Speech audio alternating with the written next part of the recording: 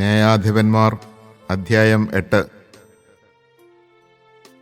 എഫ്രായിംകാർ ഗിദെയോനോട് പറഞ്ഞു, നീ എന്താണ് ഇങ്ങനെ ചെയ്തത്? മിദിയാനോട് യുദ്ധത്തിന് പോയപ്പോൾ ഞങ്ങളെ വിളിക്കാഞ്ഞത് എന്ത്? അവർ അവനെ നിഷ്കരുണം കുറ്റപ്പെടുത്തി. അവൻ അവരോട് പറഞ്ഞു, നിങ്ങൾ ചെയ്തതിനോട് തുലനം ചെയ്യുമ്പോൾ ഞാൻ ചെയ്തത് എത്ര നിസ്സാരം. എഫ്രായിമിലെ കാലാവറുക്കൽ അബിയേസറിലെ മുന്തിരിക്കൊയ്ത്തിനേക്കാൾ എത്രയോ മെച്ചം. മിദിയാൻ പ്രഭുക്കളായ ഓറബിനെയും സേബിനെയും നിങ്ങളുടെ കൈകളിൽ ദൈവം ഏൽപ്പിച്ചു.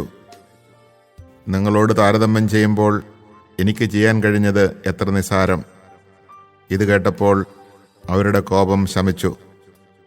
നന്നേ ക്ഷീണിച്ചിരുന്നിട്ടും ഗിദെയോനും അവനോടൊപ്പമുണ്ടായിരുന്ന 300 പേരും ശത്രുക്കളെ പിന്തുടർന്ന് ജോർദാന്റെ മറുകര കടന്നു.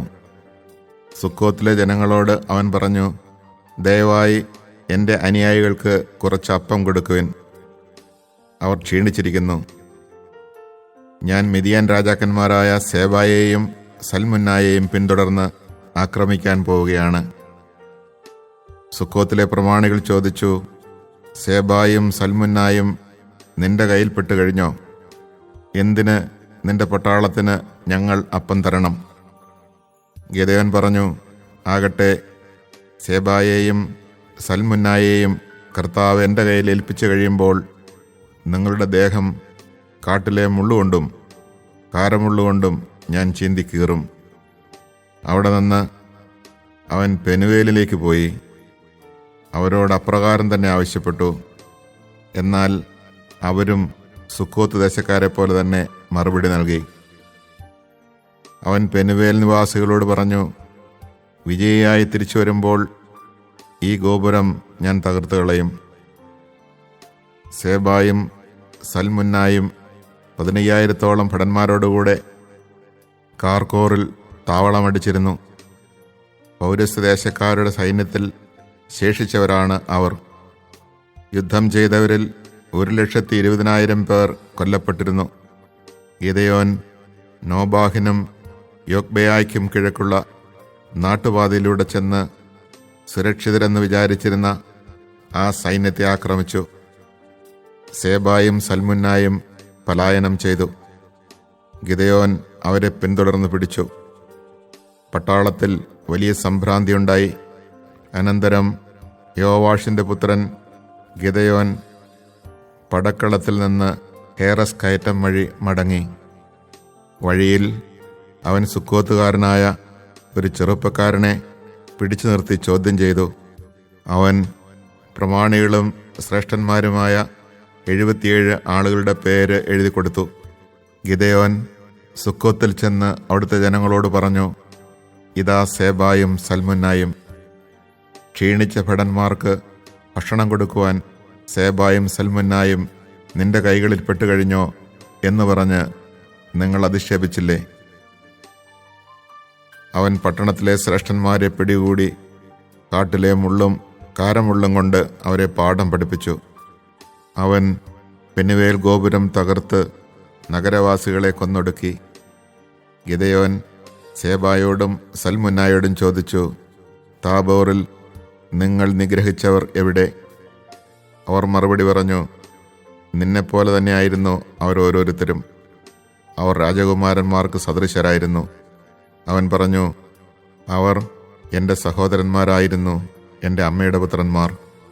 കർത്താവിനെ സാക്ഷിയാക്കി ഞാൻ പറയുന്നു, നിങ്ങൾ അവരുടെ ജീവൻ രക്ഷിച്ചിരുന്നെങ്കിൽ ഞാൻ നിങ്ങളെ കൊല്ലുകയില്ലായിരുന്നു. തൻ്റെ ആദ്യജാതനായ യഥറിനോട് ഗിദെയോൻ പറഞ്ഞു, എഴുന്നേറ്റ് അവരെ കൊല്ലുക. എന്നാൽ ആ യുവാവ് വാൾ ഊരിയില്ല. നന്നേ ചെറുപ്പമായിരുന്നതിനാൽ അവൻ ഭയപ്പെട്ടു. അപ്പോൾ സേബായും സൽമുന്നായും പറഞ്ഞു, നീ തന്നെ ഞങ്ങളെ കൊല്ലുക. ഒരുവൻ എങ്ങനെയോ അതുപോലെയാണ് അവൻ്റെ ബലവും. ഗിദെയോൻ അവരെ വധിച്ചു. അവരുടെ ഒട്ടകങ്ങളുടെ കഴുത്തിലെ ആഭരണങ്ങൾ അവൻ എടുത്തു. ഇസ്രായേൽ ജനം ഗിദെയോനോട് പറഞ്ഞു, നീയും നിന്റെ പുത്രനും പൗത്രനും ഞങ്ങളെ ഭരിക്കുക. നീ ഞങ്ങളെ മിദിയാന്റെ കയ്യിൽ നിന്ന് രക്ഷിച്ചുവല്ലോ. ഗിദെയോൻ പറഞ്ഞു, ഞാൻ നിങ്ങളെ ഭരിക്കുകയില്ല, എൻ്റെ മകനും ഭരിക്കുകയില്ല, പിന്നെയോ കർത്താവ് നിങ്ങളെ ഭരിക്കും. അവൻ തുടർന്നു, ഒരു കാര്യമേ ഞാൻ ചോദിക്കുന്നുള്ളൂ, കൊള്ള ചെയ്ത് കിട്ടിയ കർണാഭരണങ്ങൾ ഓരോരുത്തരും എനിക്ക് തരിക. മിദിയാൻകാർ ഇസ്മായേല്യരായിരുന്നതിനാൽ അവർക്ക് സ്വർണ്ണകുണ്ടലങ്ങൾ ഉണ്ടായിരുന്നു. ഞങ്ങൾ സന്തോഷത്തോടെ അത് നിനക്ക് തരാം എന്ന് പറഞ്ഞ് അവർ ഒരു വസ്ത്രം വിരിച്ചു. ഓരോരുത്തനും കൊള്ളയിൽ കിട്ടിയ കുണ്ടലം അതിലിട്ടു. അവന് ലഭിച്ച പൊൻകുണ്ടലങ്ങളുടെ തൂക്കം 1700 ഷെക്കൽ ആയിരുന്നു. മിദിയാൻ രാജാക്കന്മാർ അണിഞ്ഞിരുന്ന കണ്ടാഭരണം, പതക്കം, ചെങ്കുപ്പായം, ഒട്ടകങ്ങളുടെ കഴുത്തുപട്ട എന്നിവയ്ക്ക് പുറമെയാണ് ഇത്. ഗിദെയോൻ അവ കൊണ്ട് ഒരു എഫോദ് നിർമ്മിച്ച് തൻ്റെ പട്ടണമായ ഓഫ്രായിൽ സ്ഥാപിച്ചു. ഇസ്രായേൽക്കാർ അതിനെ ആരാധിച്ചു, കർത്താവിനോട് അവിശ്വസ്തത കാണിച്ചു. ഇത് ഗിദെയോനും കുടുംബത്തിനും കെണിയായി തീർന്നു. മിദിയാൻ ഇസ്രായേലിന് കീഴടങ്ങി. വീണ്ടും തലയുയർത്താൻ അവർക്ക് കഴിഞ്ഞില്ല. ഗിദെയോന്റെ കാലത്ത് 40 വർഷം ദേശത്ത് ശാന്തിയുണ്ടായി. യോവാഷിന്റെ മകൻ ജെറുബ്ബാൽ മടങ്ങിവന്ന് സ്വന്തം വീട്ടിൽ താമസമാക്കി. ഗിദെയോന് അനേകം ഭാര്യമാരുണ്ടായിരുന്നു. അവരിൽ 70 പുത്രന്മാർ ജനിച്ചു. അവന് ഷെഖമിലെ ഉപനാരിയിൽ ഒരു പുത്രനുണ്ടായി. അബിമേലെക്ക് എന്ന് അവന് പേരിട്ടു. യോവാഷിന്റെ പുത്രൻ ഗിദെയോൻ വൃദ്ധനായി മരിച്ചു. അവനെ അബിയേസർ വംശജരുടെ ഓഫ്രായിൽ പിതാവായ യോവാഷിന്റെ കല്ലറയിൽ സംസ്കരിച്ചു. ഗിദെയോൻ മരിച്ചയുടനെ ഇസ്രായേൽ കർത്താവിനോട് അവിശ്വസ്തത കാട്ടി. ബാൽ ദേവന്മാരെ ആരാധിച്ചു. ബാൽബെറീത്തിനെ തങ്ങളുടെ ദൈവമാക്കി. ചുറ്റുമുള്ള എല്ലാ ശത്രുക്കളുടെയും കരങ്ങളിൽ നിന്ന് തങ്ങളെ വിടുവിച്ച ദൈവമായ കർത്താവിനെ ഇസ്രായേൽ സ്മരിച്ചില്ല. ജെറുബ്ബാൽ, ഗിദെയോൻ ചെയ്ത നന്മ ഇസ്രായേൽ മറന്നു. അവന്റെ കുടുംബത്തോട് ഒട്ടും കരുണ കാണിച്ചില്ല. Chapter 8. But the Ephraimites said to him, What have you done to us, not calling us when you went to fight against Midian? And they quarreled bitterly with him. What have I accomplished now in comparison with you? He answered them, Is not the gleaning of Ephraim better than the vintage of Abiezer? Into your power God delivered the princes of Midian, Oreb and Zeeb. What have I been able to do in comparison with you? When he said this, their anger against him subsided. When Gideon reached the Jordan and crossed it with his 300 men, they were exhausted and famished. So he said to the men of Succoth, Will you give my followers some loaves of bread? They are exhausted, and I am pursuing Zebah and Zalmunna, kings of Midian. But the princes of Succoth replied, Are the hands of Zebah and Zalmunna already in your possession, that we should give food to your army? Gideon said, Very well. When the Lord has delivered Zebah and Zalmunna into my power, I will grind your flesh in with the thorns and briars of the desert. He went up from there to Penuel and made the same request of them. But the men of Penuel answered him as had the men of Succoth. So to the men of Penuel too he said, When I return in triumph, I will demolish this tower. Now Zebah and Zalmunna were in Karkor with their force of about 15,000 men. These were all who were left of the whole Kedemite army, 120,000 swordsmen having fallen. Gideon went up by the route of the nomads east of Nobah and Jogbehah and attacked the camp when it felt secure. Zebah and Zalmunna fled. He pursued them and took the 2 kings of Midian, Zebah and Zalmunna, captive, throwing the entire army into panic. Then Gideon, son of Joash, returned from battle by the pass of Heres. He captured a young man of Succoth, who upon being questioned listed for him the 77 princes and elders of Succoth.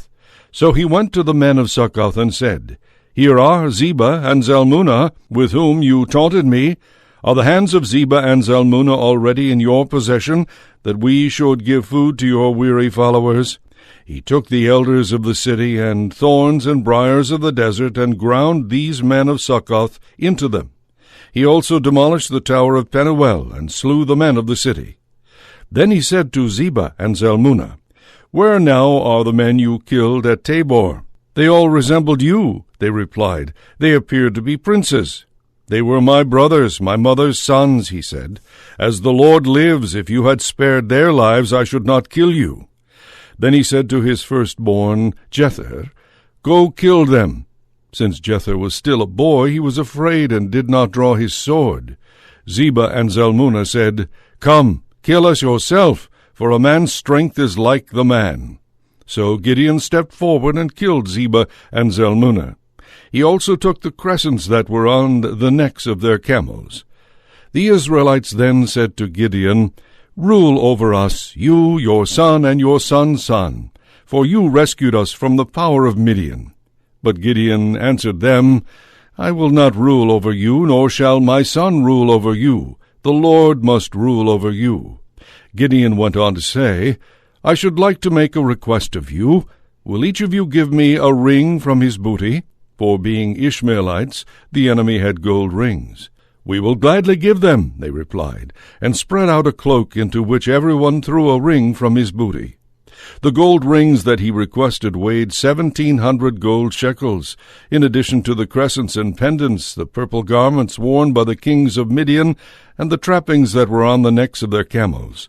Gideon made an ephod out of the gold and placed it in his city Ophrah. However, all Israel paid idolatrous homage to it there, and caused the ruin of Gideon and his family. Thus was Midian brought into subjection by the Israelites. No longer did they hold their heads high, and the land had rest for 40 years during the lifetime of Gideon. Then Jerubbaal, son of Joash, went back home to stay. Now Gideon had 70 sons, his direct descendants, for he had many wives. His concubine, who lived in Shechem, also bore him a son, whom he named Abimelech. At a good old age, Gideon, son of Joash, died and was buried in the tomb of his father Joash in Ophrah of the Abiezrites. But after Gideon was dead, the Israelites again abandoned themselves to the Baals, making Baal of Berith their god, and forgetting the Lord their God, who had delivered them from the power of their enemies all around them. Nor were they grateful to the family of Jerubbaal, Gideon, for all the good he had done for Israel.